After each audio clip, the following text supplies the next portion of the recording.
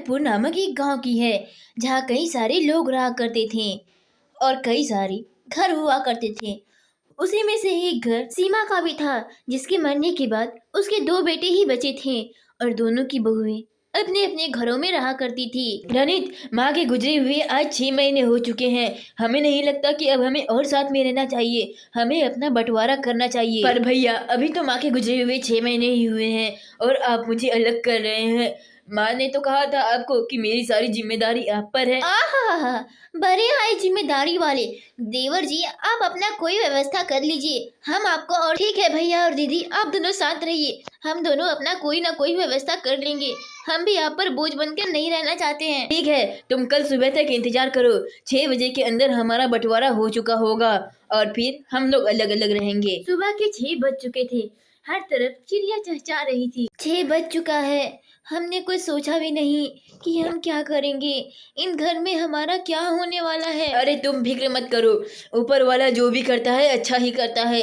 इसमें भी कुछ ना कुछ अच्छाई जरूर होगी। जब कहीं ललिता का हिम्मत टूट जाता, तब लखन उसे सहारा दिया करता था और उसमें उम्मीदों की मीनार भर दिया करता था। दूसरी तरफ ममता और ममता के पति इस बात की खुशी मना रहे थे कि अब वे लोग अलग रहेंगे। चलो अच्छा ही है, कम से कम इन लोगों से पीछा तो छूटा।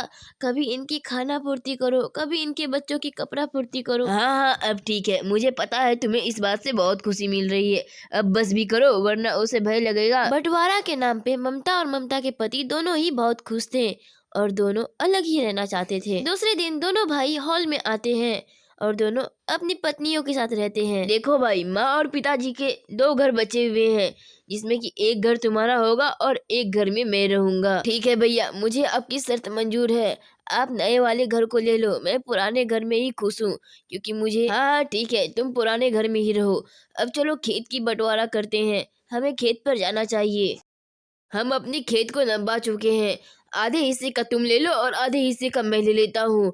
ना ही कोई झगड़ा, ना ही कोई झंझट। हाँ ठीक है भैया, इसमें भी कोई झगड़ा करता है क्या? आधे खेत मेरे हिस्से का, आधे खेत आपके हिस्से का, बात खत्म है। ठीक है, चलो अब हमें घर जाना चाहिए, क्योंकि हमारी बीवियाँ हम लोगों का इंतजार करती होगी। वैसे भी काफी देर हो चुकी है। उसके बाद दोनों भाई घर आ जाते हैं। घर आकर अपनी बीवियों के पास खड़े हो जाते हैं। अरे तुम लोग तब से घर क्यों नहीं गई? क्या यहीं पर खड़े हो हमारे इंतजार में? अरे पागलों जैसी हरकत मत किया करो। वो हम लोग ये पूछने के लिए खड़े थे, क्या हमारे हिस्से का बंटवारा हो चुका है? आपने अपने हिस्से में कुछ कम तो नहीं लिया ना? आप चिंता मत कीजिए भाभी, आप जो चाहती थी वही हुआ है। आप अलग होना ही चाहती थी ना। इसी तरह कुछ दिन बीत जाते हैं और भाई में बंटवारा का हिस्सा हो चुका था।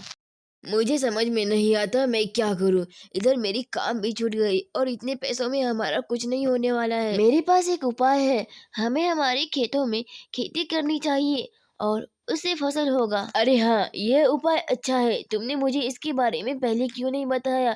हम खेती ही करेंगे। तो फिर देर किस बात की है, चलिए हम अपने खेतों में जाकर देखते हैं वहाँ किस तरह के फसल उगाए जा सकते हैं। ठीक है, चलो चलते हैं। और काफी लेट भी हो चुकी है इन सब चीजों में, जितना जल्दी करे उतना अच्छा है। चलो, आज का काम हो गया और मैं काफी थक भी चुका हूँ इन सब चीजों को लगाकर। अब बस इसकी देखभाल कर। आप चिंता मत कीजिए, धीरे धीरे सब कुछ होगा।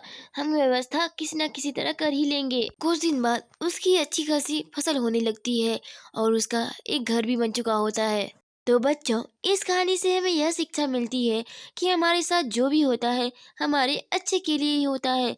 भगवान यूं ही नहीं किसी चीज को हमारे पास भेज देता है।